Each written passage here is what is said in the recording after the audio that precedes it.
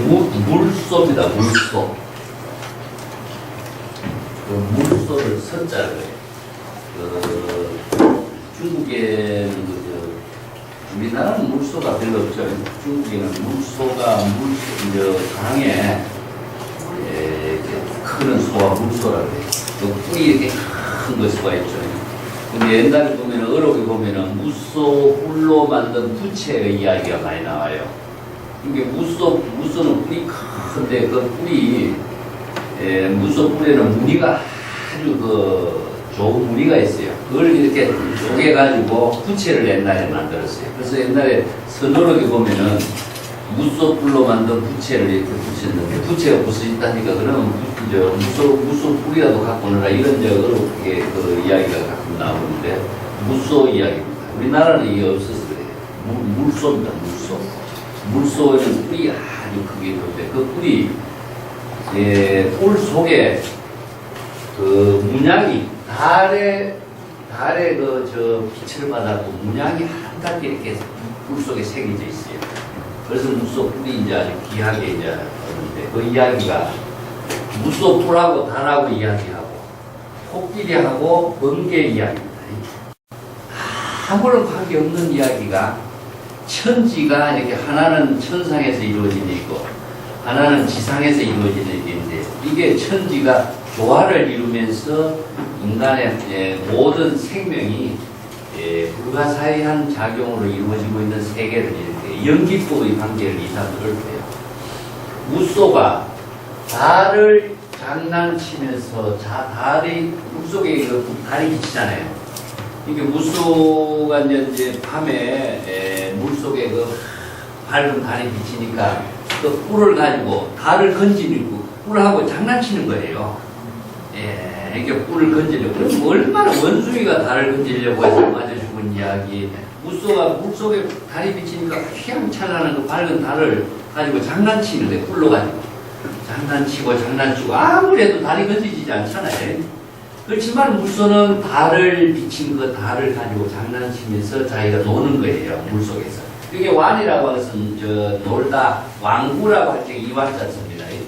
달을 가지고 장난치면서 놀다 보니까 뿔에 문양이 생기고 이런 말이에요. 이게 무소뿔이 그냥 무소뿔에 문양이 생기는 것이 아니라 무소가 달에 비친 달과 장난을 치면서 그 달의 밝은 빛에 문양이 뿔에다 이렇게 새겨지고 있습니다. 그래서 무소뿔에 달 문양이 이렇게 새겨지는 거죠. 그 이야기입니다. 그래서 무소와 달은 아무런 관계가 없는데 달빛이 비친 그 물속에 비친 달의 모습을 보고 무소가 달을 가지고 장난치고 놀고 하는 그 사이에 달의 문양이 무소 뿔에 이렇게 새겨져 있고 이런 말입니다. 이 코끼리인데 코끼리가 이게 이게 아프리카 같은 데 보면 코끼리가 이제 인도도 그렇습니다만 가물었다가 하늘에 이제 먹구름이 치고 번개가 치고 천둥이 치면 어떻습니까? 코끼리가 비가 오는 줄 알고 막 좋아하는 거죠. 그 가물었다가 비가 오는 빗소리가 오는 그것이 번개, 우레에서 이제 비치는 거예요. 그래서 번개와 우레가 함께 몰아치는 그 소리에 놀라서 이런 말, 코끼리는. 비가 안 오다가 비가 오는 그 소리가 우레와 번개인데 그 코끼리가 우레와 번개 소리에 놀라서 코끼리 코 상하에 꽃 문양이 새겨졌다 이런 이야기. 그래서 코끼리 그 상하에는 뭡니까? 이제 번개불에 아주 번개불하고 같이 놀면서 번개불하고 같이 장난치고 이렇게 좋아하는데 그게 자연스럽게 상하에다가 꽃 무늬가 새겨진 그 이야기죠. 이게 코끼리하고 번개, 이제 내성병력하고 무소뿔하고 달하고 아무런 관계가 없는데 천지 자연의 조화와 같이 연기관계, 인연관계, 각자 무아의 경계에서 작용하고 있는 세계를 표현해요. 또 이런 이야기가 또 하나 더 있는 게 뭐냐면은 대합조개하고 달하고 있습니다. 대합조개가 달과의 뭐라 하니까 교배를 한다 그러나? 그래가지고 진주가 생긴다는 이야기. 들어보셨어요? 안 들어봤어? 네? 처음 들어요. 네. 이게 중국의 고전에 이런 시들이 나와요. 어록에 이런 것이 나와요. 이 사람이 어떻게 알고 그 경지를 이렇게 시를 읊었나? 그래서 대학 조교하고 달하고 이렇게 전기를 나눈다는 거죠. 전기를 나눠서 대학 조교가 달의 전기를 받아서 진주의 그 빛을 만듭니다. 그런 이야기가. 이게 달하고 대학 조교가 이렇게 관계를 갖는 것처럼 이렇게 비교하고 있습니다. 각자 무심의 경지에서 작용하지만은 서로서로의 새로운 그 생명의 작용이 이렇게 이루어지고 있다. 그런 것을 표현하는데, 그것은 보통 중국 사람들이 이것은 하늘에서 이루어지는 세계죠. 이것은 지상에서 이루어지는 세계죠. 이게 천지가 이게 하늘에서 이루어지는 모든 조화의 세계와 지상에서 이루어지는 생명의 세계가 함께 천지의 조화를 이루면서 만물이 서로 연기관계, 인과관계를 통해서 생명활동이 이루어지고 있는 것을 뚫고 있다. 이렇게 봅니다. 자, 시작을 합시다. 이걸 켜야 되지. 안녕하십니까.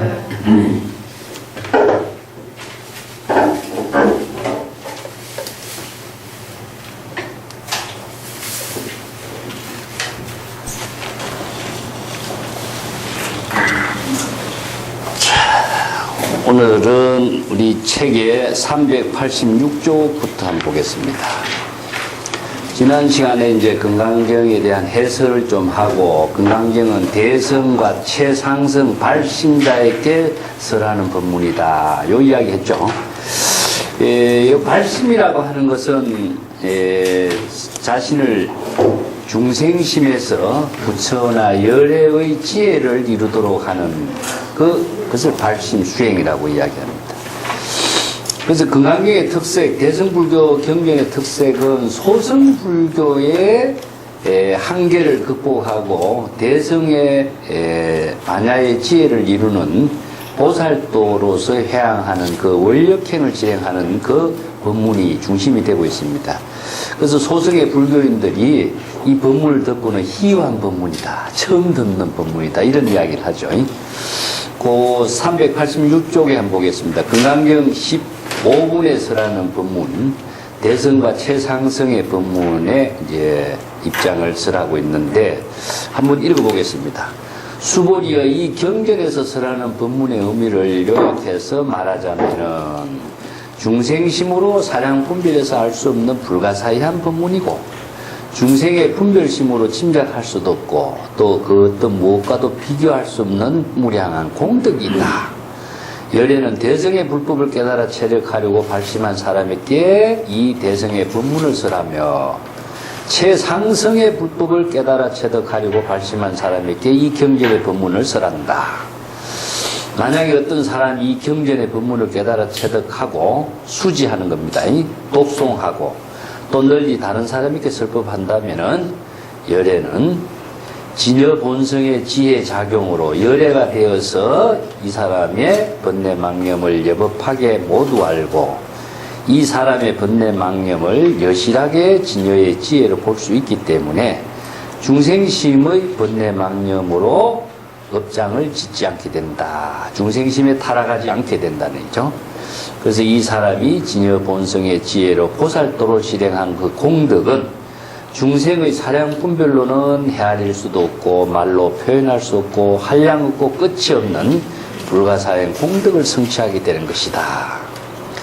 이와 같이 대성과 최상승의 불법을 깨닫고자 발심한 사람들은 곧 열애가 되고 세상의 불법을 깨달아 체득하여 보살도로 실행할 수 있는 능력을 저절로 감당할 수가 있게 된다. 왜냐하면 수보리여 차원이 낮은 소승의 법문에 탐착하는 사람은 이거 요소법자란 말이 이제 법문에 나오죠. 소승의 법문, 소승의 법문에 탐착하는 사람은 자기 존재에 대한 의식과 견해, 인간으로서의 자기 자신에 대한 의식의 견해, 본으로 구성된 중생이라고 하는 그 자의식의 견해, 자신의 생명이 영원하다는 견해에, 즉 악견, 인견, 중생견, 수자견에 집착하고 있기 때문에 이 경전의 법문을 들으려고도 하지 않고 독송하려고도 하지 않고 다른 사람에게 경전의 법문을 해설하여 설법해 줄 수도 없게 된다. 자, 여기 이제 소승의 법에 탐착하고 있는 것은 소승의 법문의 경지에서, 한계에서 벗어나지 못하는 사람을 이야기하고 있죠. 이게 왜 이런 표현을 쓰냐면은, 성문영각은 자신들이 깨달아 체득한 경지가, 열반의 경지가 최상의 깨달음이라고 생각하고 더 이상 새로운 자기 향상의 발심을 하지 않습니다. 그게 이제 대성의 불법에서 볼 때는 법유에 떨어졌다. 그래서 이제 소성의 열반에 떨어져 탐착하고 있는 거하고 대성의 열반의 경지하고 차이를 제가 그 406페이지에 그 설명을 해놨습니다. 예, 406페이지에 보면은 소성의 열반과 대성의 열반의 차이점을 대해서 이제 경전에서 설하는 내용을 제가 소개를 쭉 해놨는데요. 그것은 조금 이따가 다음에 한번 그 열반의 문제를 갖고 한번 설명을 다시 한번 하고요. 예, 오늘은 대성불법하고 소성의 불법하고 차이점을 간략하게 한번 전체적으로 한번 좀 정리를 하고 이해하게 넘어가겠습니다. 자, 대성불교의 특색을 정리해 볼게요. 예.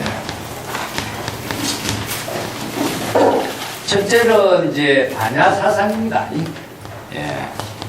반야의 지혜를 이루게 하는 사상인데, 반야사상은 무엇이냐면은 공의 법문이죠. 예. 공의 법문을. 이게 대성불교는 모든 경전에서 공을 중심으로 해서 설하고 있는 법문이 되는데, 이것은 반야의 지혜를 이루게 되는 가장 근본 핵심의 법문이 공의 법문입니다. 그것을 이제 자의식에 대한 아공, 그 다음에 의식의 대상 경계를 법공이라고 그러죠. 이 법공의 문제가 대성불교의 특징입니다. 원시불교에는 아공의 경지는 무아설이기 때문에 이루어지만은 열반의 경지를 이루었다라고 하는 자만심이랄까, 자신은 최상의 열반의 경지를, 아라한의 경지를 이루었다는 그 자만심이 바로 법유에 빠져인 거죠. 자신의 깨달음의 경지가 있다라고 하는, 열반의 경지에 있다라고 하는 그 소유적인 사고에 빠져 있는 겁니다. 그렇기 때문에 그 소성의 깨달음의 경지를 이룬 사람이 대성의 원력을 발심을 하지 않게 돼요. 그걸 이제 정상만이라고 하죠. 그래서 이 소성의 법유의 문제를 해결하게 하는 법문이 반야의 사상으로 공의 법문입니다. 그래서 대성에서는 아공, 법공, 그래서 일체개공의 법문이 대성에서 설해지고 있죠. 그래서 일체개공이라고 하는 법문을 반야의 사상으로서 반야의 지혜를 체득하게 하는 사상이 대성불교의 가장 특징이죠. 예. 두 번째는 이 법공, 자, 의식의 대상 경계의 모든 세계를 다 큰 비우게 하고 일체 개공을 이루게 하는 철학 사상이 대성불교에 있어요. 이게 뭐냐면은 두 번째 유심의 철학이라는 겁니다. 유심의 철학이라는.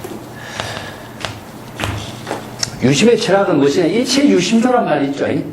일체 유심조란 말 것처럼 자의식의 모든 사고는 마음의 대상 경계로 나타나는 것이지 고정된 실체로 존재하지 않는다는 거죠. 그걸 다른 말로 한다면은 유식무견이란 말씀입니다. 그 유식 철학으로서도 이것이 나오죠. 예. 오직 모든 의식의 대상 경계로 인식하는 것은 실체로 존재하는 것이 아니다 하는 것이 유식무경이란 말씀입니다. 그 내가 자주 이야기한 것처럼 금강경에 여몽한포영이라고 그랬잖아요. 그죠? 의식의 스크린에 나타나고 있는 것으로 인식된 세계지 그것이 실체로 존재하는 건 아니다. 이제 반야신경에서 색적시공, 공적시색이라고 하는 것처럼 이 모든 물질을 우리가 인식하고 있는 것은 물질을 비우는 것은 아니죠. 물질을 자신의 의식의 대상으로 비춰진 그 영상을 비우는 거거든요. 그렇기 때문에 유심의 철학으로서 모든 사물을 인식하고 있는 대상 경계를 비우는 것이지 이 물체를 비우는 건 아니거든요. 그렇기 때문에 유심의 철학에 의해서 대상 경계를 다 비우는 것이 바로 법공을 이룹니다. 그 의식의 대상 경계를 모두 다 비울 수 있는 사상이죠. 그게 대성불교에서만 있습니다. 소성불교, 북파불교 시대에는 유심의 철학이 없어요. 유식의 철학적인 세계에도 그 시대는 없습니다. 그래서 이제 화엄경에서 일체유심조라든가 이런 유심의 철학이 제시되면서 아공, 법공을 다 비워서 색적시공, 공적시색을 이루게 하는 반야의 지혜를 이루게 하는 그 사상이 이제 나오게 된 거죠. 세 번째의 특색은 무엇이냐 하면은 불성사상입니다. 이것도 대성불교의 사상의 복창성이죠. 불성사상, 열애장 사상 이런 말을 쓰는데 이걸 이제 진여자성을 이야기하죠. 진여자성. 그러면 이러한 반야의 지혜를 이루는 주체는 무엇이냐? 바로 불성이다.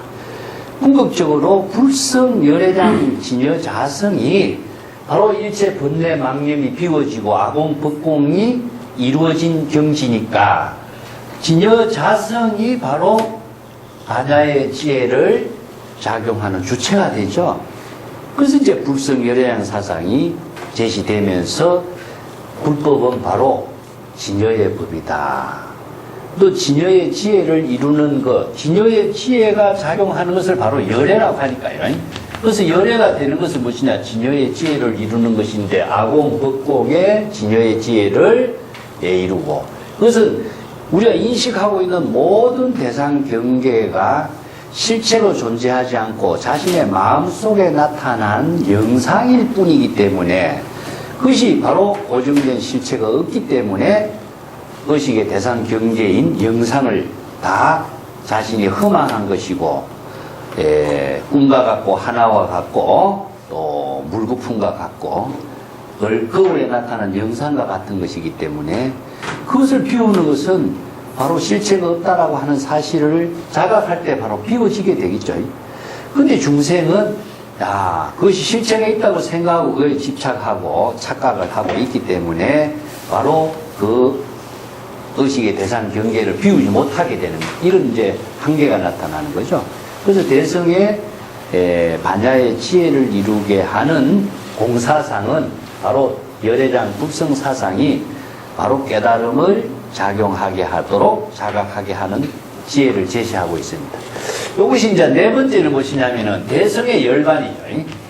대성의 열반으로서 이루어지는 네 가지 덕을 부족하게 되는 열반의 경지를 이루게 되는 것. 자, 불성사상에 의해서 열반 사덕이 이루어져요.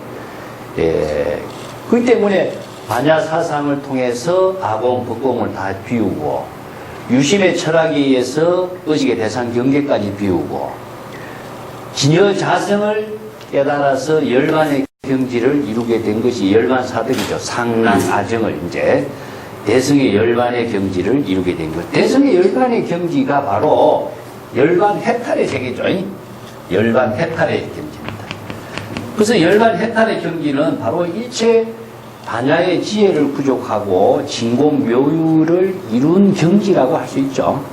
그렇기 때문에 열반의 경지에서 이루어지는 깨달음의 세계가 항상 여여하게 진여의 지혜가 여여하게 작용하고 있고 또 항상 일체의 고가 소멸된 경지에서 이루어져 있고 또 진여자의 지혜가 작용하고 있고 항상 자성 청정심으로 이루어져 있고 그래서 상락아정이라고 하는 네 가지 덕이 항상 열반의 경지로서 이루어지고 있는 세계가 바로 대성의 열반이라는 거죠. 자, 이 대성의 열반은 그럼 구체적으로 언제 어떻게 실행되느냐 하는 것이 다섯 번째가 뭐냐면은 일대사라고 하는 거죠. 일대사를 이제 본분사라고 해요. 시절 인연에 따른 본분사로서 작용하고 있는 것이다.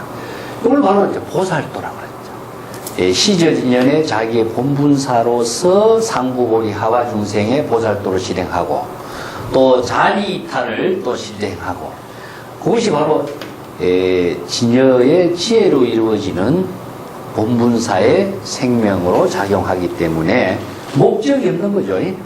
자신의 생명 그 자체로 작용하는 것이 바로 대성의 열반이다. 여기서 이제 아공, 법공이 다 이루어졌기 때문에 자의식에는 없는 거죠. 금강경에서 이제 아상, 인상, 중생상, 수자상, 비우라고 하는 말은 여기서 이제 아공, 법공을 다 비운 경지고 그 경지에서 바로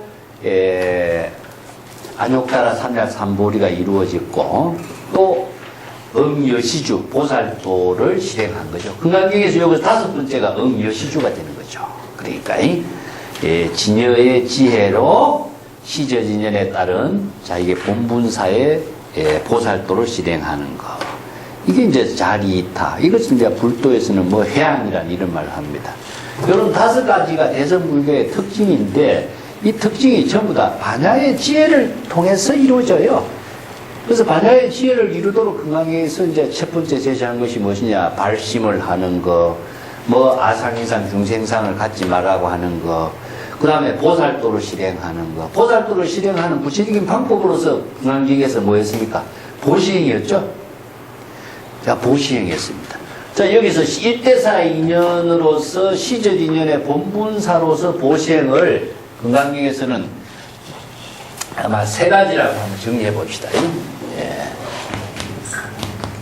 대성불교의 그 보살도 실천을 시절 인연의 1대4로서 실행하는데 가장 특색인 것이 보시행이거든요.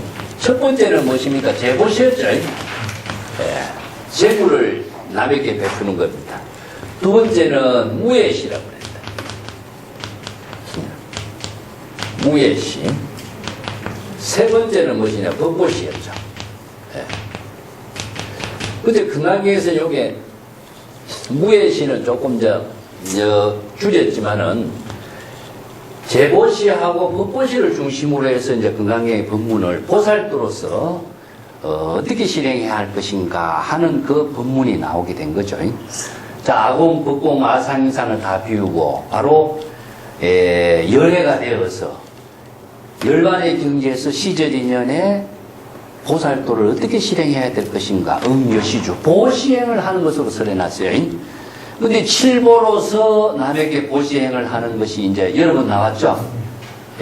칠보를 가지고 많은 사람들에게 보시행을 하는 거. 이게 이제 제보시인데 제보시는 유한이라 그래요. 한계가 있다는 거죠.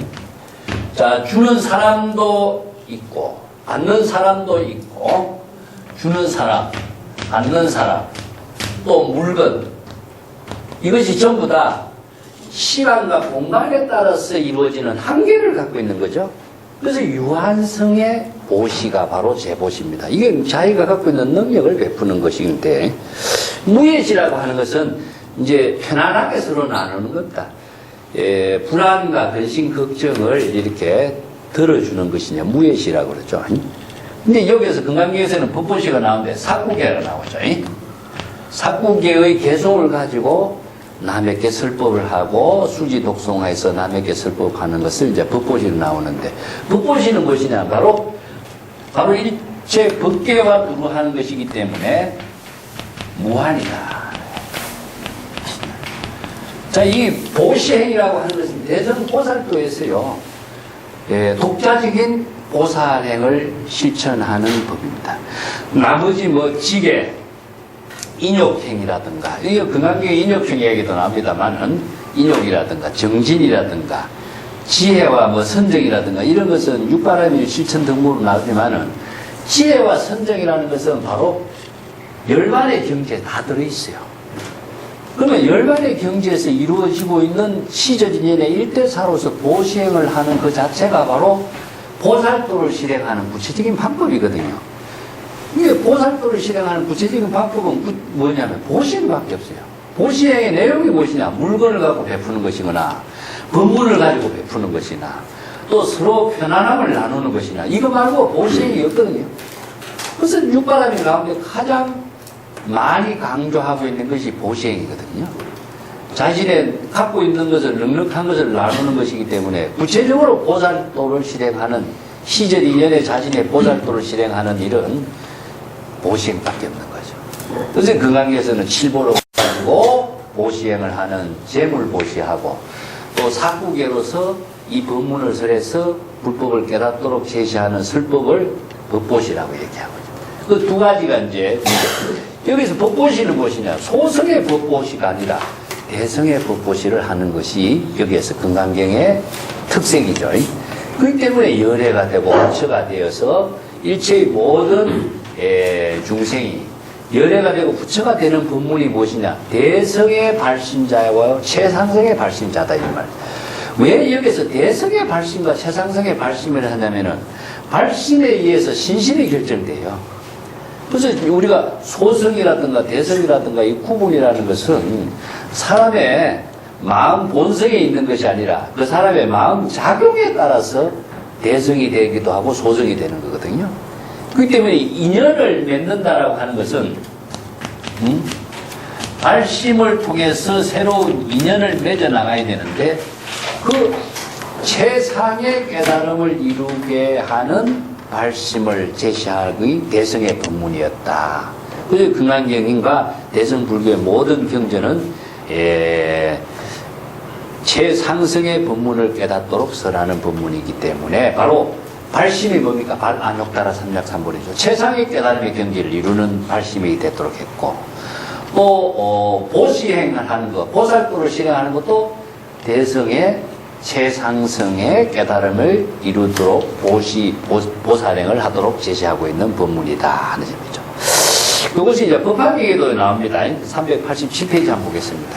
법화경 서품에도 보면은 부처님이 모든 보살들을 위해서 대성경전을 쓰라니 무량의 뜻이 있다. 무량의 뜻이라는 것은 우리 그 마음이 진여 본성에 무량한 그 부처의 지혜로 작용하는 그 뜻이 이루어지고 있어요. 이걸 이제 대성기실론서는 3대라고 합니다. 이 3대가 무엇이냐면은 최대, 상대, 용대라고 하는데 최대는 진여법신이고 상대는 무엇이냐면은 지혜와 자비를 부족하고 있는 그 위대한 모습이요. 그 용대라고 하는 것은 지혜와 자비가 시절 인연에 따라서 무무진하게 작용하고 있는 힘이 위대하게 작용하는 것을 용대라 그래요. 이걸 다르게 한다면 법신, 보신, 화신입니다. 자, 일체 중생이 모두 다 무량한 뜻을 구족하고 있기 때문에 그 무량한 뜻이 어떻게 작용하느냐 하면은 부처의 지혜로 작용하도록 제시하고 있는 것이 대성 법화경에서 설하는 법문이죠. 그 때문에 이 법문을 보살들에게 교시해서 깨달아 체득할 수 있는 법문이고 또 부처의 지혜로 혼념하는 것이다. 이 혼념이라는 것은 자신이 바로 불태전의 경지를 이루는 거죠. 금강경에도 선혼념 제보살, 선부촉 제보살 나왔죠. 이걸 잘못 이해하면은 부처가 누구를 보호해 주는 것이다 이렇게 하는데 자신이 부처가 되어서 자신의 번뇌 망념을 자각해서 번뇌 망념에 떨어지지 않고 불태전의 경지를 스스로 이루도록 하는 것이거든요. 이게 불법을 모르는 사람은 그 혼념을 하지 못하죠. 그렇기 때문에 여기에서 자신이 부처가 됐기 때문에 자신이 중생의 번뇌 망념에 떨어지지 않도록 부처의 지혜로 잘 보호하는 것이다. 그렇기 때문에 보살은 뭡니까? 불태전의 경지를 이룬다 이런 표현을 합니다. 이처럼 대성경전은 최상의 불법을 깨닫고자 발심한 보살들에게 설한 법문이다. 뭐 대성이나 최상성 혹은 일성이라는 것은 일불성입니다. 일성이라는 말은 법화경에서 일성이라는 말을 쓰는데 일불성이라는 뜻입니다. 모두 다 부처를 이루는 법문이라는 뜻이죠. 수레라고 하는 것은 이제 크다라고 하는 그런 의미도 되고 또 운반을 하고 있는 의미가 되죠.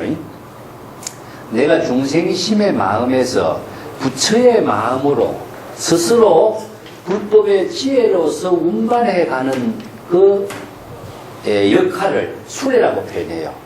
그러면 수레되는 것은 무엇이죠? 바로 불법이 되겠죠. 근데 불법을 깨달음으로 작용하게 하는 순의 역할을 하는 것은 누구냐? 우리들의 일심인 겁니다. 그게 바로 이제 중생심에서 바로 불심으로 전환될 때에 바로 자신이 중생을 부처로 운반해가게 하는 역할이 되겠죠. 그 운반하는 것이 뭐냐? 방향과 방법은 뭐였습니까? 바로 불법의 가르침이거든요. 예, 그렇기 때문에 수레가 된다라고 하는 것은, 운반한다는 것은 자신의 발심에 의해서, 발심 수행에 의해서 이루어집니다. 아무리 좋은 방향과 방법의 길을 우리가 잘 알고 있을지라도 발심을 하지 않고서는 뭡니까? 운반해가는 힘이 만들어지지 않거든요.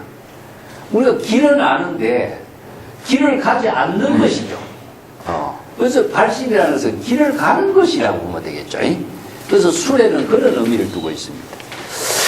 그래서 이제 대성이라든가 최상성, 일성 이런 말로 표현해서 중생의 번뇌 망심에서 불법에 의거해서 최상의 깨달음을 이루도록 발심을 하도록 하는 것. 이게 이제 대성의 보살도를 실행하는 법문이다. 또 법화경 방편품에도요, 대성의 법문을 쓰라는 그 법회에 5천여 명 비구, 비구니, 우바세, 우바이, 사부대중이 자리에 일어나서 부처님께 예배를 하고 법석에서 퇴장한 사건을 전하고 있습니다. 그들은 왜 부처님이 이 대성의 법을 설하는데 사부대중이 이렇게 퇴장을 하느냐? 소성법에 탐착하고 있는 그들이 자신의 열반의 경지에 깨달았다고 생각하고 자신의 열반의 경지에 교만심을 갖게 된 거죠. 우리는 바로 열반의 경지를 이루는데 뭐 또 여기에 또 대성의 법문이 설해집니까? 우리는 그런 법문을 받아들일 수 없습니다. 하면서 인사를 하고 퇴장을 해버리는 거죠. 이게 소성의 법에 탐착하고 있는 사부대중, 이게 이제 소성법에 탐착하는 사람이다. 이렇게 표현하죠. 그 때문에 이분들은 성문영각은 자신들의 열반의 경지를 얻었다고 착각하고 교만심을 갖고 정상만인자가 되었기 때문에 대성법에 새로운 발심을 하지 않아요.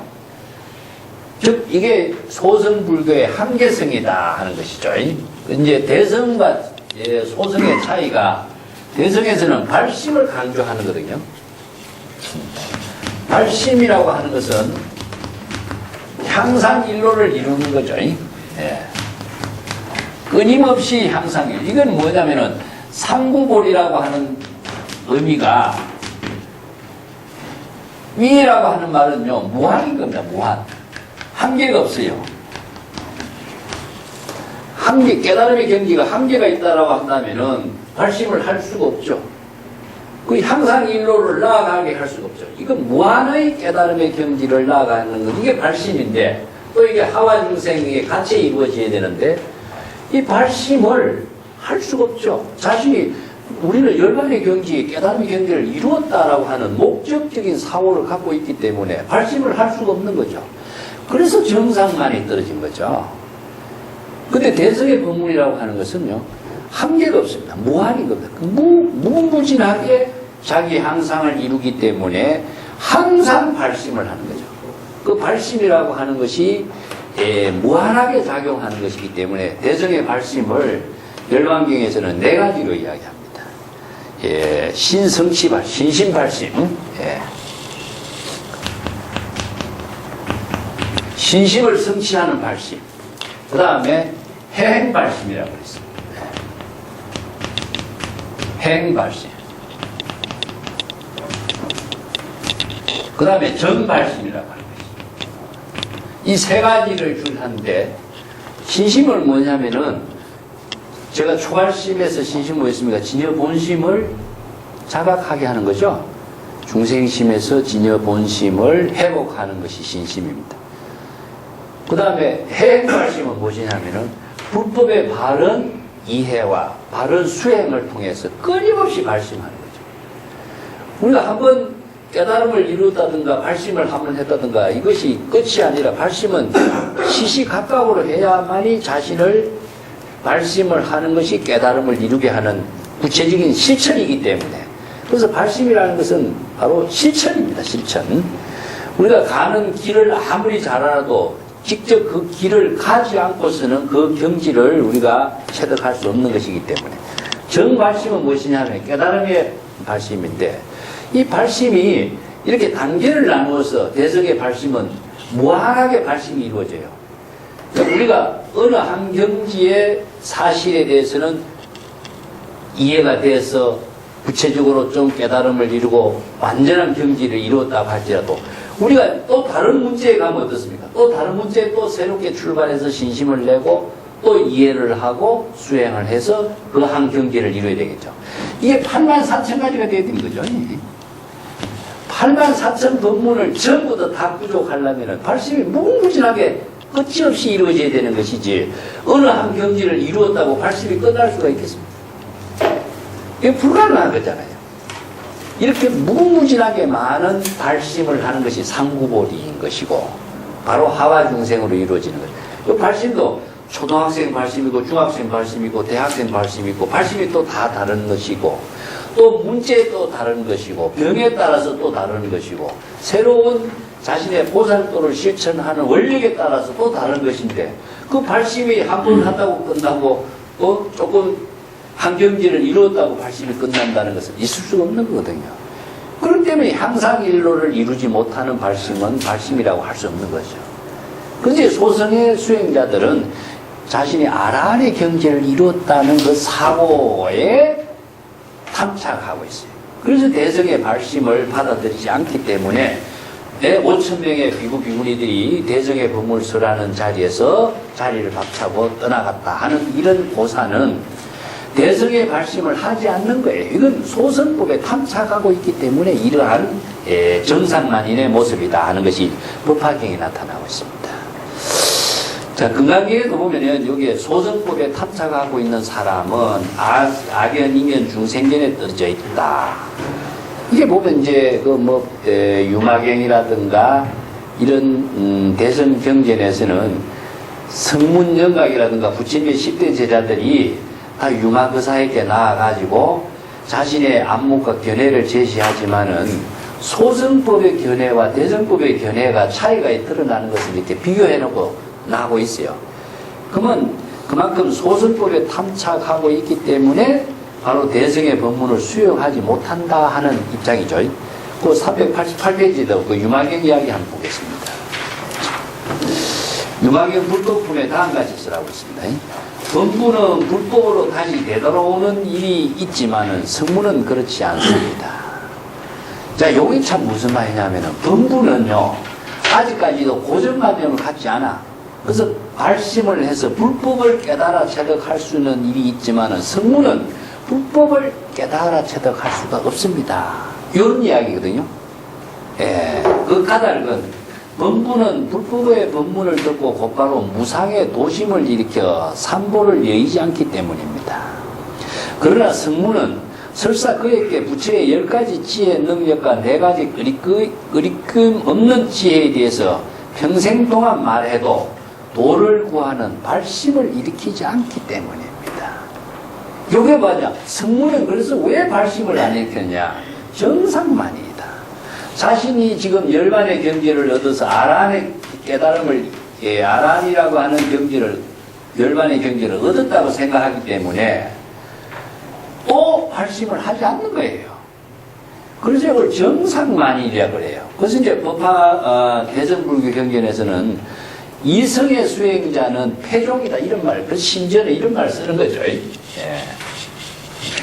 정부는 성불할 수 있지만은 성문영각은 성불할 수 없다 이런 말을 씁니다.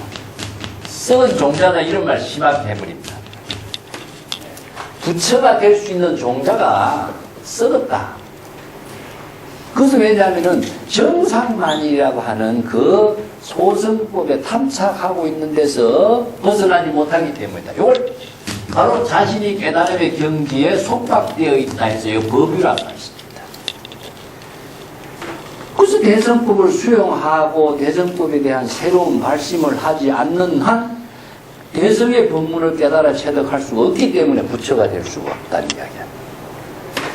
그만큼 고정관념이라는 것이 참 어려운 거죠. 이게 선수에게서도 많이 쓰는데, 이게 뭐냐면은, 불견, 법견, 여기서 우리가 악견, 인견, 중생견 하는데, 뭐, 열반의 견, 이런 견자를 씁니다. 이 견자가 무엇이냐? 부처라고 하는 고정관념을 갖고 있어버리고, 어떤 자신의 깨달음이라든가 법에 대한 고정관념을 갖게 된다든가, 악견, 인견, 중생견이죠. 자아가 내가 열반의 경제를 이루었다라고 하는 그 고정관념을 딱 갖고 있으면요, 여기서 벗어나기가 어려운 거죠. 그래서 이 고정관념을 타파하도록 설한 것이 무엇이냐 하면은 아공법공의 공의 부분입니다. 그래서 대승부 불교에서는 악연, 아상, 인상을 다 비우는 것이고, 그리고 의식의 대상 경계까지도 내가 열반의 경지를 이루었다, 깨달음을 이루었다, 부처가 되었다, 아니면 누구를 위해서 설법한다, 이까지도 다 비운 게 뭐냐? 법공입니다. 그래서 아공, 법공을 이루었기 때문에 대승의 법문에서는 최상승의 법문의 깨달음을 이루고 열애가 되고 부처가 되는데, 소승의 법문에서는 이 법유에 빠져있기 때문에 이것을 극복을 하지 못한다. 그래서 소승의 법에 탐착하고 있기 때문에 대승의 법문에 대한 발심을 하지 못한다. 법문은 성불을 할 수 있지만은 이승의 수행자는 성불을 할 수가 없다는 이야기가. 그래서 심하게 비판하는 거죠. 그래서 이제 썩은 종자다 이런 말씀입니다. 그래서 대승경전에서 요소법자 이런 말은 소승의 법문에 탐착하고 있는 성문영각 이승의 수행자를 표현한 말입니다. 소승법에 탐착하는 이승 수행자들은 자신들이 배우고 익힌 소승법에 대한 집착을 떨쳐버리지 못하기 때문에 그 부처님이 대승의 법문을 설하는 법회에 5,000명의 사부대중이 자리를 박차고 떠나가며 대승불법에 대한 신심과 발심을 하지 않기 때문에 대승보살도의 법문을 실천하지 않는 것입니다. 그래서 이 신심과 발심이라고 하는 것은 자의식을 떠나서 바른 정법에 대한 신심과 발심이거든요. 그 정법이라는 것이 뭐니까 대승불교에서는 바로 진여법에 대한 신심과 발심을 하지 않기 때문에 진여의 지혜를 깨달아서 열애가 되고 부처가 될 수 있는 인연을 뿌리, 즉 씨앗을 심지 않게 되는 거죠. 그래서 대승경전에서는 소승법문에 탐착하는 이성 수행자들이 대승법문에 발심한 보살이 되어서 일성 일불성이 되고 세상의 법문을 깨달아 체득하도록 설법하고 있습니다. 근데 법화경에도 보면요, 처음에는 이성의 수행자들이 이렇게 대승의 법문을 설하는 자리에서 사부대중이 자리를 박차고 떠나갔지만은 나중에는 회심, 마음을 되돌립니다. 아, 대승의 법문이, 위대한 대승의 법문이 있다. 그래서 대승의 발심을 했기 때문에 그 법화경에 등장하고 있는 비구, 비구니, 또 사부대중이 모두 다 부처님께 수기를 받아요. 이 수기라고 하는 것이 대승 법화경에서 새로운 하나의 대승불교의 법문이라고 할 수 있는데, 수기라고 하는 말은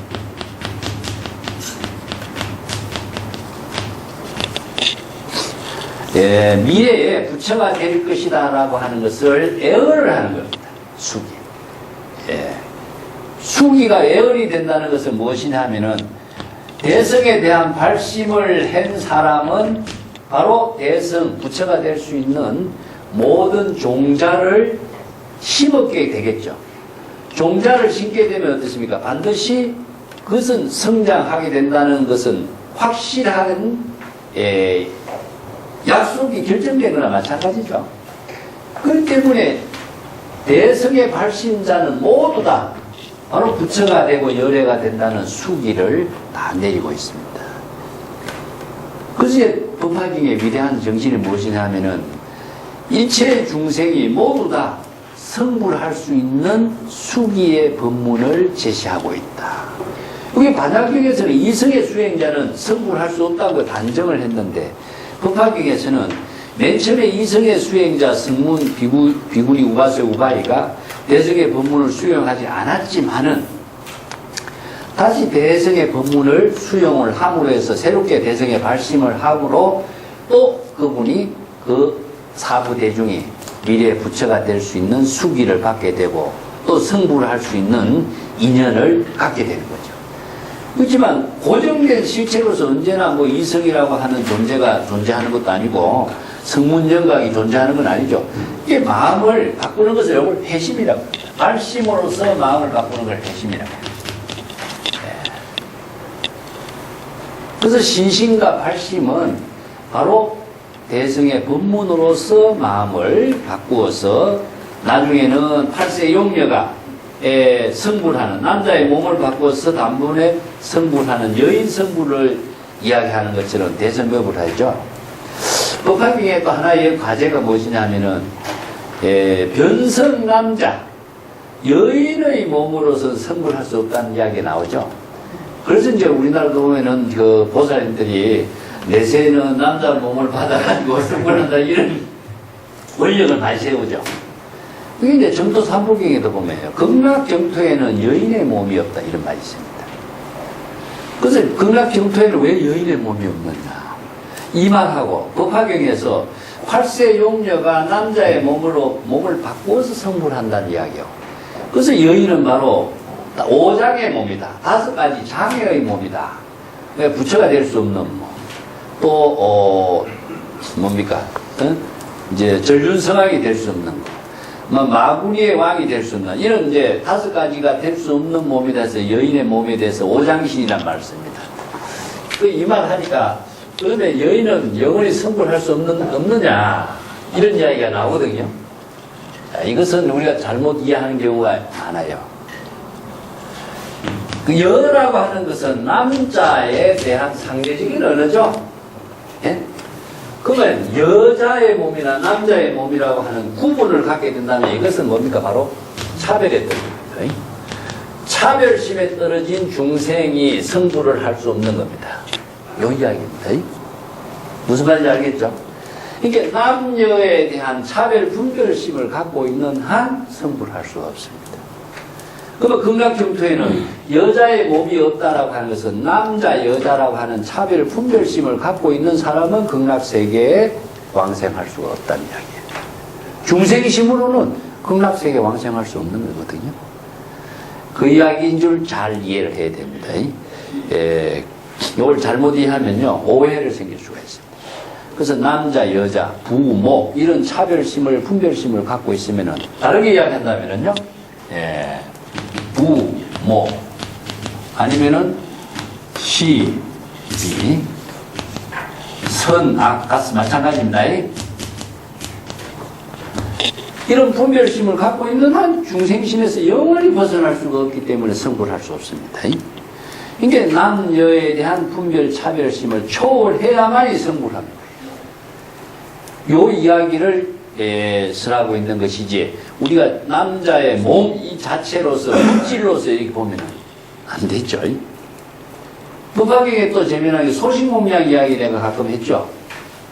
몸을 불태워서 공양을 한다 이런 이야기인데 그거는 우리가 자기 신체를 가장 소중하게 여기고 있는 그 소중하게 여기는 그 생각까지도 비우도록 하는 말이거든요. 살인도록 한다고 해서 사람을 다 죽이는 것이 아닌 것처럼 이런 표현들을 잘못 이해하면요 물질로서 이해하면 안 됩니다.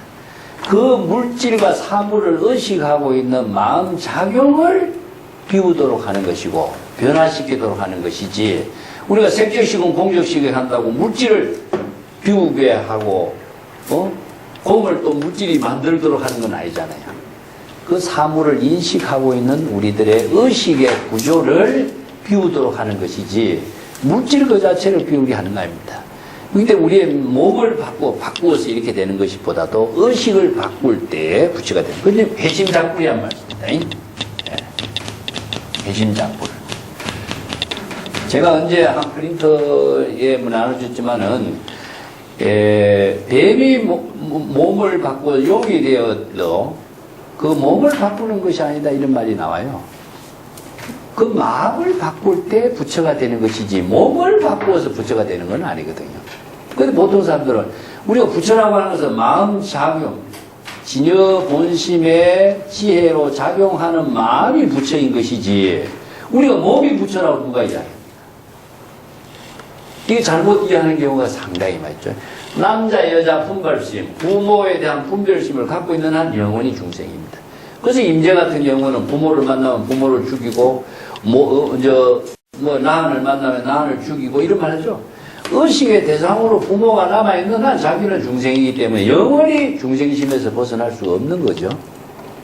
그래서 부모 또 남녀 이런 차별 분별심을 다 비울 때에 바로 자신이 부처의 경지를 이루고 깨달음의 경지를 이루고 열반의 경지를 이룰 수 있는 것이지, 그 남자 여자의 의식을 갖고 있는 한, 분별심을 갖고 있던 한 내가 부처가 될 수 없죠. 극락정토에 왕생할 수 없는 거나 마찬가지입니다.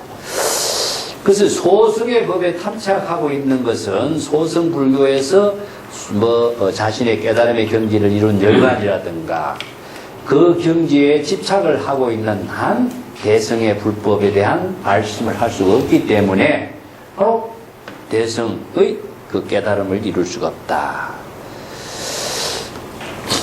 이것이 이제 건강경, 유마경, 법화경 이런 것에 보면은 이제 모두 다 소승불교와 대성불교를 비교해가지고 이렇게 설법을 하고 있는 것이죠. 근데 이제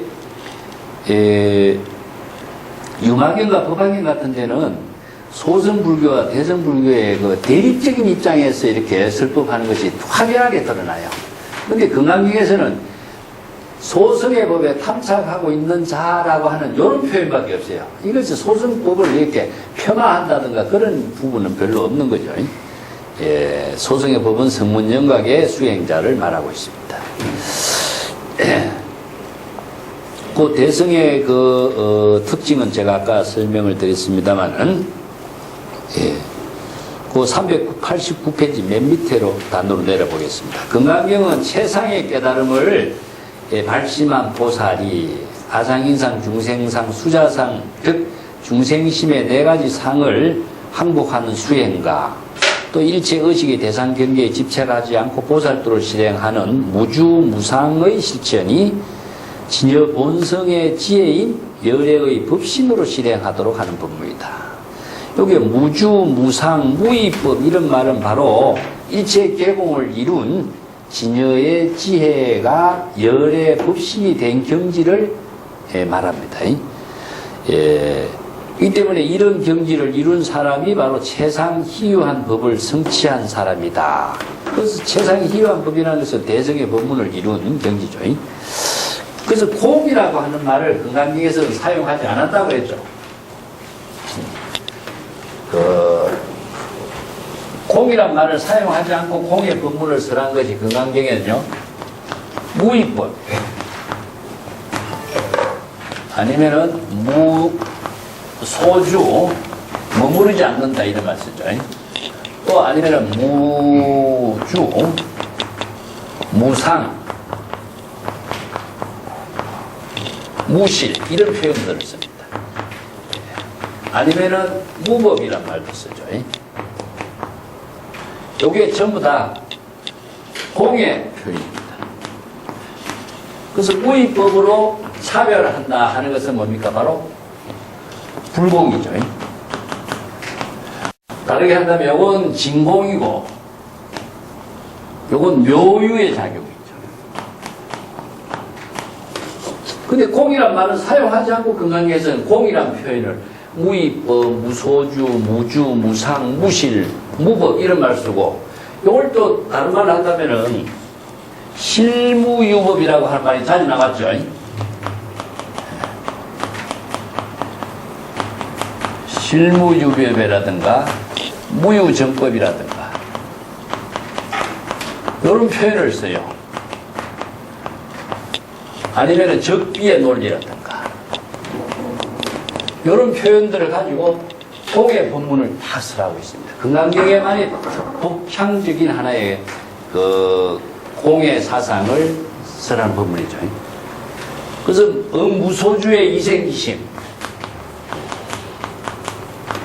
그런 말도 썼고, 또 무법 가설이란 말도 나오죠. 진여의 지혜로 설법을 해야 된단 말이거든요. 그렇게 진공 묘유의 지혜로 설법을 하고 보살도를 실행하고 하는 법문이 건강경의 독창적인 공의 법문이라고 할 수 있습니다.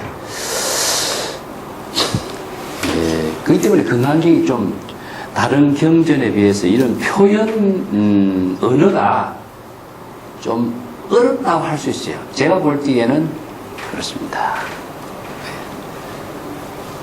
그 390페이지 한번 더 보겠습니다. 금강경에서 세상 제일 희유한 법이라고 하는 말은 소승불교 법문이 많이 유행되고 있는 시대에 공이란 말을 사용하지 않고 무법의 법을 설해서, 무법이라는 것은 공의 입장입니다. 진공의 경지에서 법을 설하여 아공, 법공, 일체 개공의 경지를 깨달아 대성의 열반의 경지를 이루도록 하는 설법이기 때문입니다. 무법이라는 것은 바로 인연법이 이루어지지 않는 상태, 즉 무의법과 똑같습니다.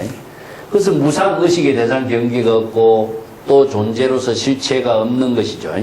자아의식도 실체가 없고 대상 경계도 실체가 없고 또 일체의 대상 경계에 집착하지 않는 마음을 갖고 있는 경지가 바로 공의 세계고, 무소주 그것도 대상 경계에 집착하지 않는 경지죠. 이거 전체가 바로 공입니다. 진공의 상태입니다. 진공은 궁극적으로 진여의 지혜를 이루는 상태가 되거든요. 그렇기 때문에 진공, 진여의 지혜로 묘육의 설법을 하거나 보시행을 하거나 보살도를 실행하는 것이 되죠. 이걸 이제 여시란 말도 쓰고 있는데 바로 이런 표현들이 이제 금강경의 공의 법문의 특색이라고 할 수 있습니다. 무법이라는 말은 참 어려운 말이거든요. 이게 금강경을 무법가설이라고 하는 말을 오역을 하는 이유는 무법이란 말에 금강경의 언어를 공으로 잘못 이해했기 때문에, 오해했기 때문에 이것을 무법가설이라는 말을 번역을 전부 다 오역을 하고 있는 거죠. 무법이라든가 무생이란 말은 같습니다. 무생도 공이란 말입니다. 인도의 경전들을 중국 사람들이 이렇게 번역을 하면서 이런 언어들을 이렇게 만들어 쓰기도 해요. 그래서 법이라든가 무생이라든가 하는 것은 인과 인연의 법이 형성되지 않는 상태죠. 자아의식과 의식의 대상 경계가 형성되지 않는 진여의 세계를 무법, 무생이란 말 씁니다. 이런 언어들이 좀 어려워서 그래요. 이 때문에 이거는 진공의 상태는 진여의 경지, 진여 본성의 지혜를 표현하고 있습니다. 그렇기 때문에 인연의 결합으로 만들어진 유의법이 이루어지지 않는 진여 본성의 무의법을 말하기 때문입니다. 그래서 무법과 무생은 인연법과 또 자타의 생사윤회를 초월한 진여 본성의 지혜이다.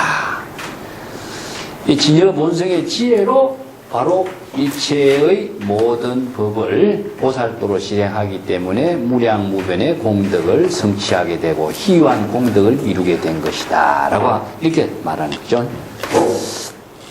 그 사단에서도 내가 금강경의 설법은 열애가 되고 부처가 되는 법문을 설하고 있는 것이다. 이걸 이제 앞에서 한 부분하고 똑같습니다만은, 우리가 뭐 발심이라든가 초발심, 발보리심 여러 가지 있습니다만은, 발심 그 상태가 벌써 대성의 법문에 의거해서 중생심을 초월해서 바로 부처의 지혜를 이룬 경지거든요.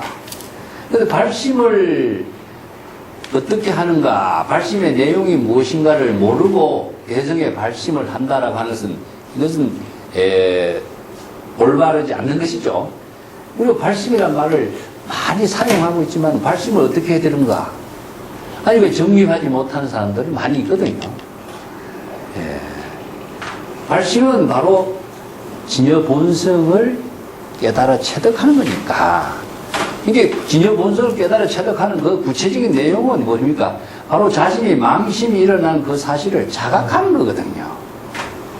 그래서 깨달음이라고 하는 말도 얼마나 우리가 허황되게 깨달음이란 말은 알지만은 깨달음의 구체적인 내용이 무엇인가를 모르고 깨달음 아무리 이야기한들 의미가 없는 거나 마찬가지죠. 그래서 391쪽에 한번 보겠습니다. 이게 발, 안육따라, 삼약, 삼보리심, 발, 보리심, 발심 이런 말이 대성불교에는 너무나 많이 나옵니다. 제가 초발심시 변성정극이란 말 갖고 제가 전에도 이야기 드린 것처럼 보리심 하는 것은 깨달음이거든요. 그래서 보리심은 바로 진여 본심이 깨달음으로 작용한 마음을 보리심이라 그래요. 그러면 중생심은 뭡니까? 바로 번뇌망념으로 업을 생사윤회의 업을 짓고 있는 마음을 중생심이라 그러죠. 그러면은 중생심은 바로 생사윤회하는 마음이고 번뇌망념의 마음이고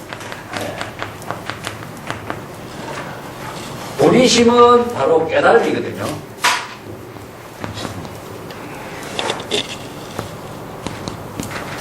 이 보리라는 말은 각이라는 글자를 줄인 겁니다. 이제 번역한 겁니다.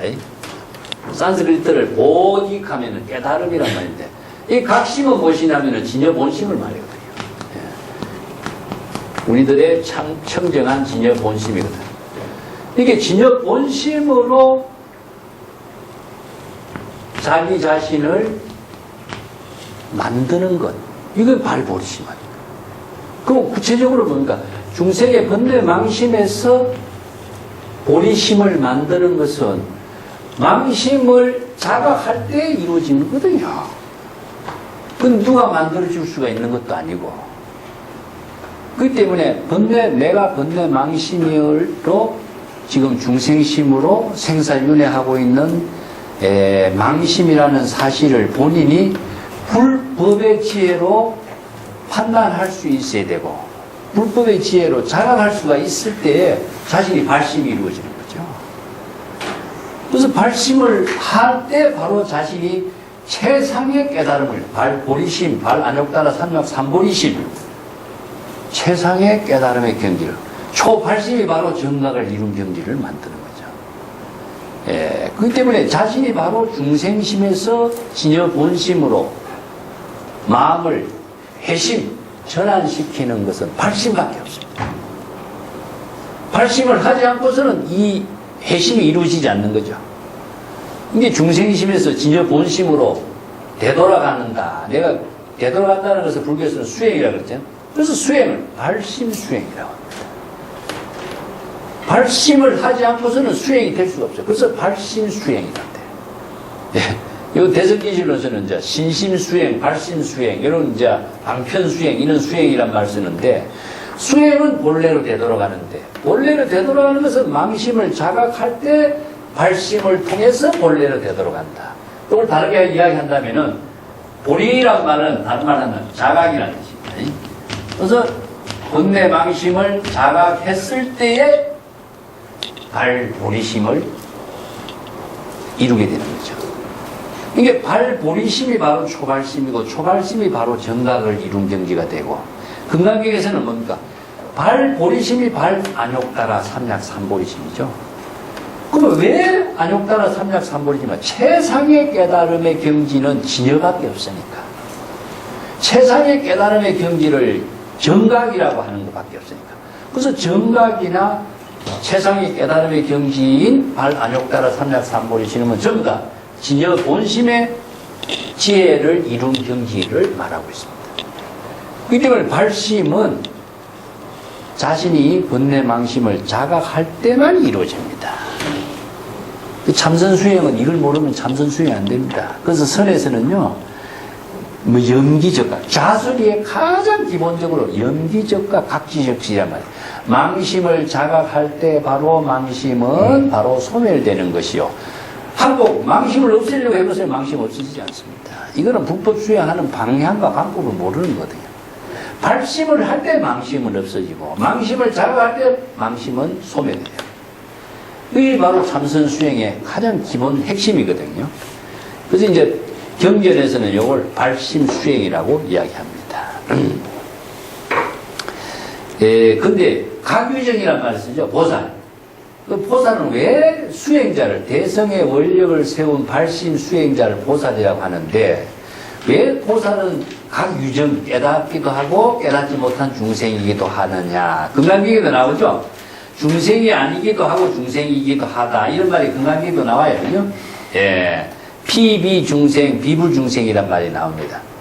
깨달았을 때는 중생이 아니고 깨닫지 못할 때는 중생이거든요. 이게 아무리 보살의 원력을 세웠더라도 자각을 했을 때는 깨달음을 이루지만 자각을 못했을 적에는 중생이거든요. 그렇기 때문에 중생심과 불심 사이를 끊임없이 왕래하고 왔다 갔다 하면서 힘이 이제 완전히 좀 이루어졌을 때 불태전의 경지를 이룬다. 그래서 10지 이상의 보살은 10지 깨달음의 경지에서 물러서지 않는다. 이것은 바로 법신의 지혜를 부족했기 때문에 그만큼 불퇴전의 경지를 이루고 생사윤회에 타락하지 않는 경지의 지혜를 부족한 보살이다. 그래서 10지 보살을 불퇴전의 보살이라고 합니다. 그 경지가 되기까지는 초심자의 이제 십신, 십행, 십주, 십회양 이런 초심의 수행자의 원력을 세운 보살은 끊임없이 자각하고 다시 또 중생이 되기도 하고 또 자각하고 중생이 되기도 하면서 불법의 지혜를 부족하고 이게 발심이 무궁무진한 발심이 이루어지는 거죠. 이게 향상일로의 상부보리의 보살도의 발심을 끊임없이 하는 것이 대성불법의 정신이라고 할 수 있죠. 그래서 보살은 부처를 대신해서 또 설법을 하고 있죠. 여기서 수보리가 이제 가끔 등장하지만 대성불교 경전에서는요, 보살이 화신으로서 설법을 합니다. 이것은 무엇이냐 하면은 그 부처의 지혜를 부족한 보살은 부처를 대신해서 설법을 하고 있다. 그래서 일불에 두 보살이 등장해요. 하나는 문수, 하나는 보현이죠. 그 다음에 이제 관음이라든가 지장이라든가 뭐 대세지라든가 수없이 많은 보살이 등장하고 있는데 전부 다 부처의 화신입니다. 부처는 무엇이냐? 법신이라고 할 수 있죠. 법신으로서의 진리의 당체라고 한다면은 진리의 당체가 중보살이라고 하는 구체적인 화신을 통해서 일체 중생과 함께하는 인연을 나누는 거죠. 왜냐하면 중생은요, 모든 대상 경계나 사물과 언어를 통하지 않고서는 이 깨달음의 세계에 접근할 수가 없어요. 그래서 화신이 하는 일은 뭐겠어요? 바로 설법이라든가 그런 몸으로서 놔두는 거죠. 중생의 세계에 이 화라고 하는 것은 무엇이냐? 몸을 무궁무진하게 변화시키면서 몸을 놔두는 거거든요. 몸을 놔두는 그 모습이 바로 중생의 눈에 귀에 다 함께 인연으로서 연결되도록 하는 것이 화신이거든요.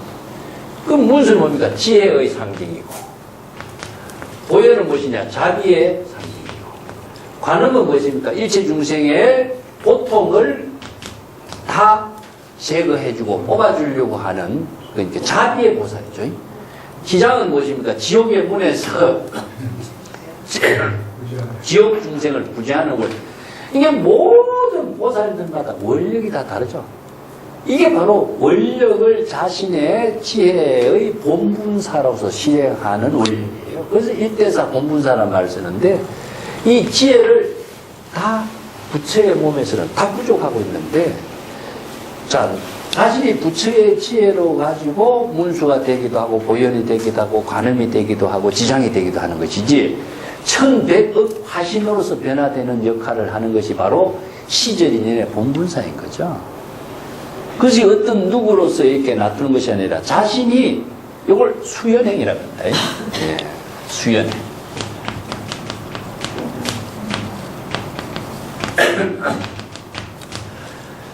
불수자선 수연석이라는 내가 자주 쓰죠. 예? 수연이라는 것은 시절 인연에 따라서 보살도의 행을 실행할 때에 수연성이 돼요.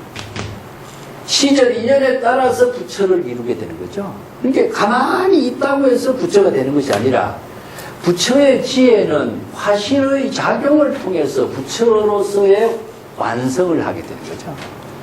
그래서 아무리 깨달음의 지혜를 부족하고 있을지라도 깨달음의 지혜가 구체적으로 시절 인연과 함께 작용할 때, 화신으로서 시절 인연과 작용할 때 부처로서 이루어지는 거죠.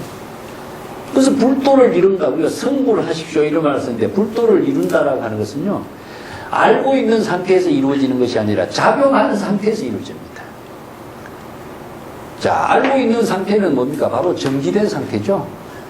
그래서 제가 적심시불이라는 말을 쓸 적에 마음이 저 부처다. 이건 말이 안 돼요. 이게 마음의 지혜 작용이 바로 부처다. 그래서 마음이 지혜로 작용하는 것은 어디에서 이루어져요? 시절 인연에 이루어져요. 그 시절 인연의 모든 작용을 본분사, 아니면은 이때사. 그래서 이때사 본분사의 작용을 통해서 자신이 부처가 되고 보살이 되는 것이지. 이걸 이제 진공묘유의 작용이라고 그러죠. 그래서 열애가 되고 부처가 될 수 있는 설법을 하고 있는 것이 건강경의 법문의 특색이다. 그래서 발심이란 말을 제가 지난번에 프린트 나눠줬을 때 분발심에 대해서 이야기했죠. 이건 뭐냐 하면은 작용하는 힘을 스스로 이루도록 하는 거죠. 그래서 이제 그 작용을 하지 않을 때는 아무리 좋은 지혜와 덕을 구족할지라도 작용을 하지 않고서는 이루어지지 않는 겁니다. 그래서 분발심이라고 이제 선에서도 이야기, 선에서는 이걸 분심이라고 합니다. 자, 391쪽에 한번 보겠습니다. 중간 부분에 대성불교의 실천 수행자는 깨달음을 이룰 때는 바로 이제 부처가 되고 깨달음을 이루지 못할 때는 중생이란 뜻이 되기 때문에 가규정이란 말을 씁니다. 그래서 불법에 의거해서 여법하게 보리심, 발심으로 번뇌망념을 자각할 때는 지혜의 작용을 이룬 부처지만은 보리심, 발심을 일으키지 못하고 때는 자각하지 못할 때는 무명불각의 중생이 된다. 그래서 건강경 21분에 중생이 아니기도 하고 중생이기도 하다 이런 말을 그랬었습니다. 대성기실론에서는 깨달음의 지혜로 작용할 때는 부처요, 무명불각으로 작용하면 중생이 되는 일심법을 진여법과 생멸문으로 이렇게 나누어서 설명을 하고 있습니다. 보살은 부처를 대신해서 화신으로 불법을 설하는 설법자인데 부처는 생사를 해탈하여 중생의 사바세계에 타락하지 않는 불태지는 경지를 이루고 중생세계에 되돌아오지 않기 때문에 대성불교의 이상적인 인격으로 보살이라는 수행자를 등징시키고 있습니다. 화신을 이렇게 등장시키는 겁니다. 부처는 완전한 깨달음자예요. 깨달은 법신인데 부처가 중생의 세계를 초월했다라고 한다면 중생의 세계와 함께 인연을 나눌 수 있도록 하는 사람은 누구냐? 이게 화신인 거죠. 그래서 화신은 설법이라든가 몸이라든가 시절 인연에 따라서 중생과 보고 듣고 함께 동사섭을 할 수 있는 인연을 나누는 사람을 화신이라고 그래요. 이제 이건 이제 우리의 마음 작용은 부처인데, 우리가 마음 작용을 구체적으로 몸으로서 시절 인연에 따라서 작용할 때는 뭡니까? 우리가 바로 화신이 되겠죠? 이렇게 법신, 보신, 화신은 삼신이 일체가 되는 것이지, 법신, 보신, 화신이 따로 작용하는 부분은 없다 이거죠. 자, 여기서 법신이죠. 그러면 시절 인연에 따라서 작용할 때는 화신이죠. 그 화신으로서 베푸는 작용이 무엇이냐? 지혜와 자비죠. 이게 바로 문수와 보현의 행원이 되죠. 이 때문에 이것을 경전에서는 다양한 보살로 등장하지만 구체적으로는 뭡니까? 우리 일신의 마음 작용을 다양한 보살로서 이렇게 화신으로 작용하도록 한 거라고 보면 됩니다. 그 대성불교의 원력과 서원으로 자기 본분사의 일을 자각적인 지혜로 실행하는 종교입니다. 그래서 진여본성의 자각적인 발심수행으로 중생심의 번뇌망념을 항복하고 세상을 깨달음에 이루고 동시에 부처가 되고 열애가 되고 부처의 지혜로 무량한 지혜와 자비로 보살도를 실행하는 공덕을 이룬다. 요 구절이요, 건강경에 서문에 세 가지 빠져 있죠. 발심을 어떻게 할 것인가, 어떻게 마음을 항복받을 것인가, 어떻게 보살도를 실행할 것인가, 요게 다 있습니다. 요 한 구절에 내가 더 정리를 한 거예요. 자, 이것이 따로따로 있다고 생각하면 안 되겠죠. 수행이 따로 있다고 생각해도 안 되고 깨달음이 따로 있다고 생각해도 안 돼. 그러면 수행과 깨달음은 바로 동시에 이루어지겠죠. 동시에 이루어지도록 하는 것이 무엇입니까? 바로 발심입니다. 자, 발심에 의해 가지고 중생심에서 불심으로 되돌아가게 되겠죠. 그러면 중생심의 모든 번뇌 망념을 다 항복하게 되겠죠. 그럼 최상의 깨달음을 이룬과 동시에 중생심의 번뇌 망념을 다 항복하게 돼요. 이걸 구분해서 이제 번뇌 망념을 항복을 어떻게 할 것인가, 발심을 어떻게 할 것인가, 보살도를 어떻게 할 것인가, 아니면 수행을 어떻게 할 것인가, 이렇게 문제를 제시해놨지만은 근본적인 입장에서는 하나로 다 해결이 되는 거죠. 안 그렇습니까? 자, 발심을 할 때 번뇌 망념을 자각하는 발심을 할 때 번뇌 망념을 항복하게 되고, 발심을 할 때 최상의 정각을 이루게 되고, 또 발심을 하는 그 일이 바로 보살도의 지혜로운 삶이 되어버려요.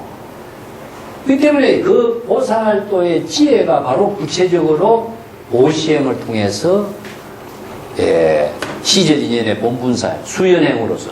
이게 보시행을 한다는 것도 인연에 맞춰서 하는 건 누구에게 사랑이 있는 거죠? 설법을 하는 것도 없습니까? 누구에게 설법을 하는 거죠? 인연을 통해서만이 이루어져요. 그래서 시절 인연을 통해서만이 보시행을 구체적으로 실행하는 것이기 때문에 금강경의 핵심은 발심에 의해서 항복이 되고 망념을 다 조복하게 되는 것이 되고 보살도로 실행할 수 있는 지혜를 부족하게 되는 겁니다. 자, 요 구조를 제가 세 가지를 여기다 정리를 해본 겁니다. 자, 금강경 14분에도 이런 부질이 나옵니다. 부처님은 진여 삼매의 경지에서 진여의 지혜로 여법하고 여시를 내가 이렇게 번역해요. 여신을 깊고 깊은 금강경의 법문을 설하였다. 불설 여시 심심 견전을 제가 이렇게 번역한 겁니다. 예. 여시라는 것은 진여의 지혜로 진여 삼매로 이런 의미예요. 여시나 열애나 여연나 여법이나 여실이나 모두 다 진여 본성의 지혜 작용입니다. 그걸 그냥 이와 같이 이거는 너무나 막연한 번역이에요. 자, 392쪽 보겠습니다. 내가 옛날부터 부처님을 따라 많은 설법을 듣고 깨달아 체득한 지혜의 안목으로 이와 같은 금강경의 법문을 일찍이 들어본 적이 없었다. 세존이시여 만약 어떤 사람이 금강경의 법문을 듣고 신심이 청정하면은 불법의 진실을 깨달아 지혜를 일으키게 되려니 이 사람은 제일 희유한 공덕을 성취하게 된 것임을 잘 알 수가 있습니다. 이 수보리가 이야기한 거죠. 여기 한 구절도 여기에 신심이 청정하다는 것은 진여 본성을 회복한 겁니다. 진여 본성을 깨달아 체득한 것이고 또 바로 불법의 진실을 지혜로서 작용하게 된 것이니까 바로 최상의 희유한 공덕을 성취했다. 최상의 깨달음의 경지를 이루게 됐다. 이것이 바로 소승의 법문에서는 이룰 수 없는 대승의 법문에서의 깨달음의 경지를 이룬 것이 안욕따라 삼략삼본이고 열애의 깨달음의 지혜를 이룬 경지니까 바로 여시심심 경전은 바로 불법을 깨달아 체득한 그 부처의 지혜를 말합니다. 그러면 여시란 말이 경전에서 가끔 나왔는데 이것을 전부 다 나는 진여의 지혜로 이렇게 봅니다. 근데 수보리는 소승의 법문을 익혔던 사람이니까 대승의 법문을 지금 처음 듣고서 희유한 법문이라고 이제 강조하는 것이죠. 자, 요 구절들을 내가 금강경에서 우리가 열애가 되고 최성자의 법문을 설한 그 내용이라는 부분을 내가 몇 개 중요한 것을 골라서 제가 정리를 해봤습니다. 392쪽에 밑에 단에 한번 볼게요. 자, 6분 쪽에 그는 불법의 가르침을 설한 법문을 듣고 일념으로 불법의 진실을 깨달아 정신입니다. 이 정신, 실신 이런 말, 신신 똑같은 말입니다.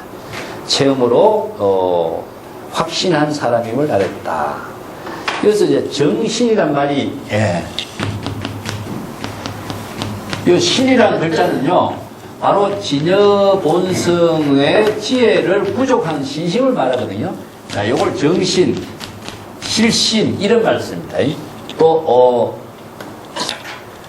여러 가지 신자가 들어가더라도 전부 다 똑같아요. 그래서 신심은 무엇이냐? 진여의 지혜를 부족한 것. 다른 말을 한다면요. 중생심의 의심이 소멸된 상태이기 때문에 바로 진여 본심을 깨달아 체득한 것을 신신, 정신 이런 말씀입니다. 이 신이라는 글자를 많이 참 이해하기가 많이 어려운 것이 뭐냐면은 신심하면은 무엇을 신심을 또 하나 더 갖게 되는 걸로 생각하거든요. 이게 이제 법의 책에서 본다면은 번뇌 망념이 없어진 경지가 바로 부처인데, 그러면 중생의 의심이 소멸된 경지가 바로 신의, 그러면 의심의 반대말이 신심이죠. 그러면 의심이 소멸된 것은 신심은 바로 진여밖에 없습니다. 이게 중생심의 의심이 소멸된 경지가 진여 본성이죠.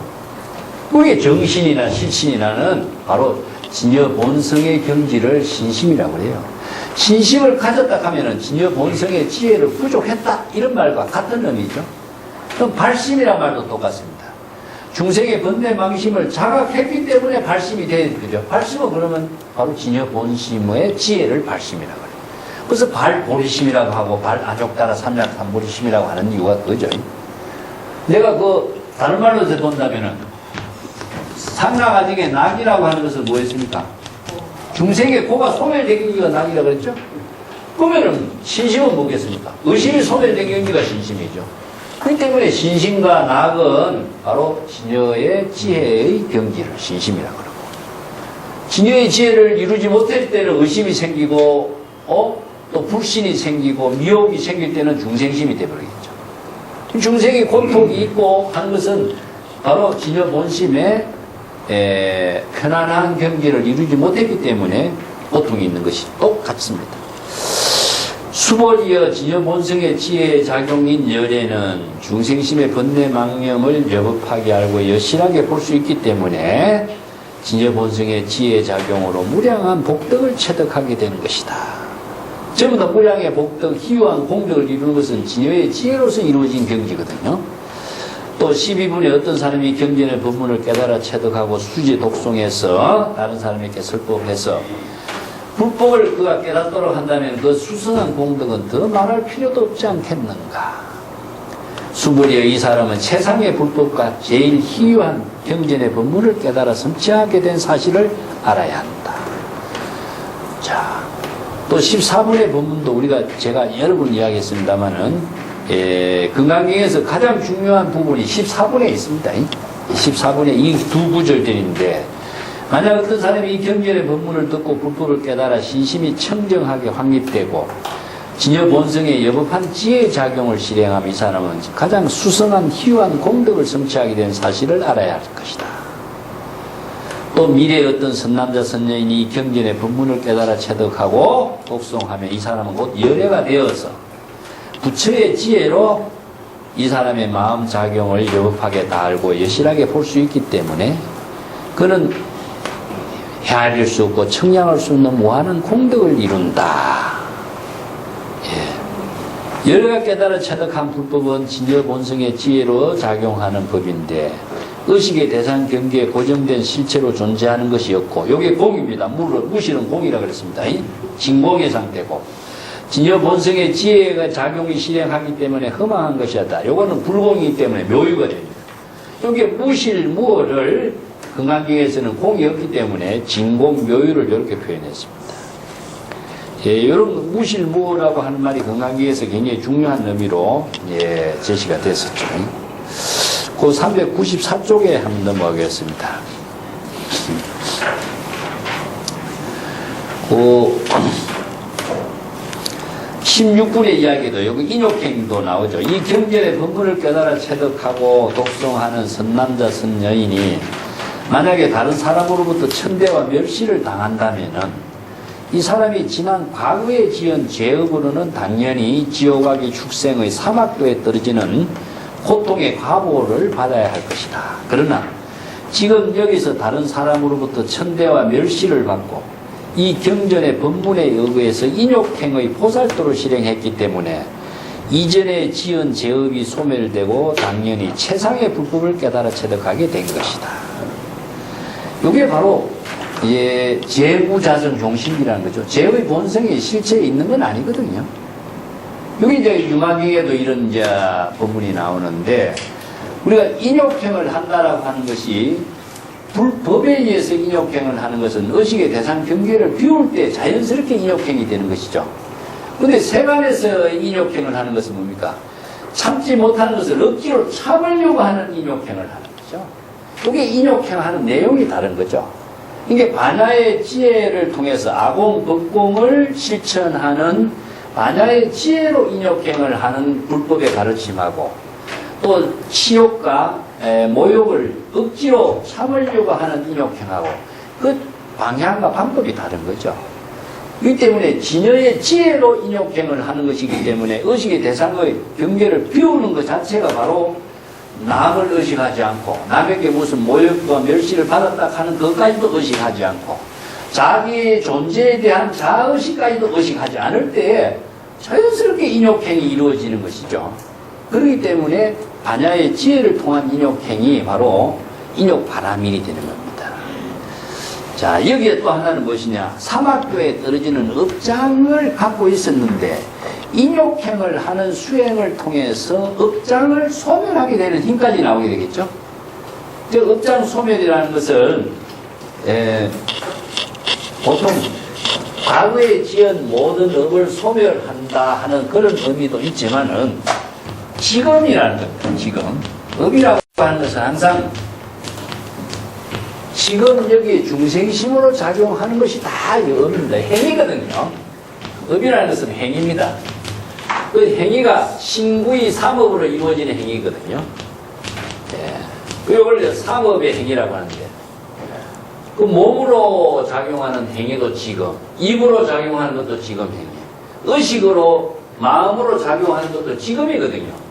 지금 여기에서 자신의 모든 신구의 삼업으로 이루어지는 행위에 대한 업이 생사윤회하게 하는 업장을 소멸시키는 것은 바로 진여의 지혜 작용만이 있습니다. 그래서 진여의 지혜로서 업장을, 신구의 삼업을 청정하게 한다. 청정하게 한다는 것은 공입니다. 삼업을 청정하게 한다는 것은 삼업을 청정하게 어떻게 하려고 하면 안 됩니다. 신구의 삼업이 청정하게 하는 것은 진여의 지혜로 작용할 때 신구의 삼업이 청정하게 돼요. 근데 신구의 삼업을 청정하게 업장을 소멸한다 하면서 참회 진언을 하고 절을 많이 하고 이런 것은 이제 이참 사참이라고도 이야기하지만은 근본이 청정하지 않으면은 행위가 청정하게 될 수가 없어요. 그래서 근본을 청정하는 것은 무엇이냐? 진여 본심이 아상 인상을 비우고 대상 경계를 비울 때에 근본이 청정하면은 모든 행위가 신구의 삼업이 청정하게 되거든요. 이 때문에 우리가 삼업 청정 행위라고 하는 것을 행동으로서 이루어진다는 것은 불가능합니다. 그래서 반야의 지혜를 통해서 이루도록 하는 것이 삼업 청정 행위죠. 17분에 한번 보겠습니다. 만약에 어떤 보살이 이체의 모든 법은 자아에 고정된 실체가 없다. 이러한 진실을 깨달아 통달한다면 열애는 임시 방편의 말로서 불법을 수행하는 진정한 보살이라고 말할 수 있다. 여기 유명한 참된 보살이란 어떤 보살이냐? 자, 통달 무아법자 열애설 진시보살. 무아법이라는 것은 뭡니까? 아공, 법공을 다 깨달아 통달해서 바로 진여의 지혜로 보살도의 시절인의 보살도를 실행한 사람이 보살이다. 이게 진정한 보살은 수행자인데 진정한 수행자라고 한다면은 바로 진여의 법에 의거해서 진여의 지혜로 보살도를 실행하여 보살이 된 것이지. 진정한 보살이 된다는 것은 진여 삼매를 이루는 경지에서 가능하다. 그래서 이 보살의 참된 정의를 여기다 제시하고 있죠. 그 일체 선법을 수행하면 최상의 깨달음을 이룬다든가 또 일체 의식의 대상 경계에 자아의 실체가 없다는 사실을 깨달아 체득하면은 그는 무생법인을 체득한다든가. 그 무생법인이란 말도 대승불교의 독자적인 언어입니다. 이 원시불교에는 무생법인이란 말이 없어요. 여기는 반야의 지혜를 체득한 것을 무생법인이라고 합니다. 이렇게 이제 대승불교에서는 아공, 법공, 또 아상이상, 중생상을 다 비우고 발, 안욕다라, 삼약, 삼보리심의 경지를 이룬 그 깨달음의 경지는 바로 진공, 묘유의 세계고 열애의 지혜를 부족한 경지요. 그 경지에서 바로 보살이 되고 열애가 되고 부처가 될 때에 자, 금강경의 세 번의 가제 바로 발심을 하게 되는 보살이죠. 또 중생의 번뇌망령을 항복받을 수 있는 수행을 하게 되는 사람이 되죠. 또 시절 인연에 따라서 보시행을 한다든가 설법을 한다든가 하는 것이 바로 보살도를 실행하는 사람이 되는 것이죠. 그래서 금강경은 열애가 되고 부처가 되는 경지에서 보살도를 실행하게 하는 경전이다. 그게 바로 이제 금강경의 특색이라고 할 수 있습니다. 금강경뿐만 아니라 대승불교 경전이 다 똑같은 입장이지만은 금강경에서 세 가지 과제는 우리가 이렇게 정리를 해볼 수가 있습니다. 그 뒤에 이제 적비의 논리라고 하는 것도 금강경의 공사상이 반야의 지혜를 체득하게 하는 공의 법문으로서 이 설법을 하고 있는 게 적비의 논리거든요. 이게 고정된 실체를 두지 않는 것이 적비의 논리라고 이야기할 수가 있습니다. 공법것이 아니다. 임시 방편으로 이렇게 설하는 것일 뿐이다. 이런 이야기거든요. 그 397페이지 제가 볼 표를 하나 정리를 했습니다. 보면 진여 397페이지 맨 밑에 보면은 진여라고 하는 것을 동그라미를 치놓고 무실무를 해놨죠. 그게 무실은 진공입니다. 무어는 묘유. 그게 이걸 다른 말로 하면 공, 불공 이런 말고 똑같습니다. 이제 무실이라고 하는 말을 금강경에서는 무유정법, 실무유법이란 말 하면서 안욕다라, 삼약, 삼보리도 없고 열반도 없고 부처도 중생도 멸도도 없다. 이런 말을 쭉 설법을 여러 번 하고 있죠. 이 공이란 말을 이렇게 쓴 겁니다. 그러니까 여기에서는 뭡니까? 고정된 실체로 깨달음이란 것도 없고 열반도 없고 부처도 없고요. 뭐 법이라든가 또 이런 것을 고정된 실체로 둘 수가 없는 거죠. 어떠한 언어 문자, 그러니까 내가 기신론에서 언설상, 문자상, 명자상, 신년상 세 가지가 다 여인경지가 되도록 하는 것은 바로 공의 법문입니다.